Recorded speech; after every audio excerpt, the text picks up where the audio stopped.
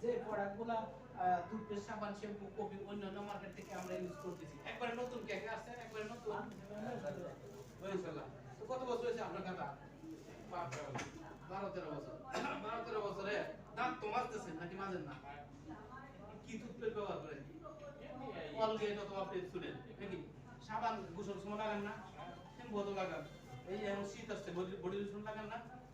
এখন যদি 12-13 বছর না আরো 120 বছর 25 বছর যদি লাগান, 200 বছর লাগান, ওই কোম্পানিতে যদি বলেন যে কিছু বোনাস দিয়ে দিব, না।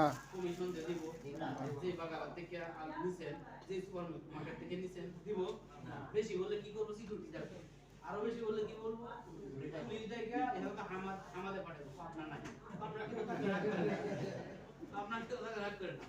হ্যাঁ, মাথা নষ্ট হয়ে গেছে, না পাগল পাগল ঠিক আছে। তাহলে এখন আমি 6 বছর যাব, ঠিক আছে, 6.5 বছর যাবত এই যে ওমর ফারুক ভাই, এই যে জাহাঙ্গীর ভাই, শেখ ফরিদ ভাই, তারা ইউজ করতেছে ডিএক্সএন এর সামান, সাবান। মার্কেটটা চেঞ্জ করছি আমরা, মানে চেঞ্জ করার কারণে এই পার্থক্য কি হইতেছে? প্রতিটা প্রোডাক্টের পিছনে ডক্টর লিন, প্রতিটা প্রোডাক্টের পিছনে কি করছে? পয়েন্ট আছে, পয়েন্ট সিস্টেম, পয়েন্ট। যেমন টুথপেস্টের 6 পয়েন্ট, সাবানের 5 পয়েন্ট, কফি 10 পয়েন্ট, এই পয়েন্টগুলো অ্যাড হয়ে আমাদেরকে একটা কমিশন দিতেছে।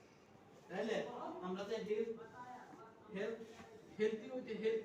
হেলথটা ঠিক রাখতেছি, এরপরে ইনকামও পয়েন্টের মাধ্যমে আসতেছে, আসতেছে নাকি?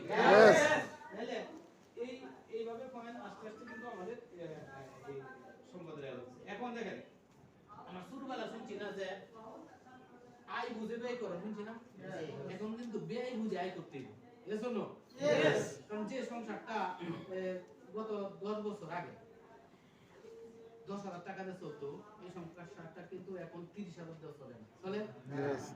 এই অনুযায়ী আমাদের আয়ের কোনো আয় বাড়ছে, এই অনুযায়ী আয় বাড়ছে না।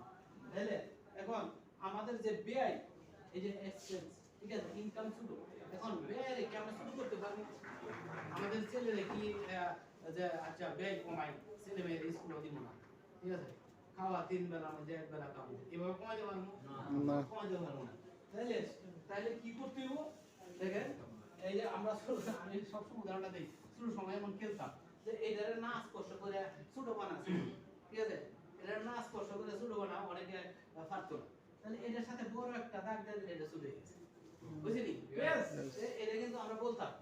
এখন দেখেন, আর ব্যয়ের দিকে না ধরে ব্যয় যেহেতু আমরা ইচ্ছে করলে কমাইতে পারবো না, নাকি?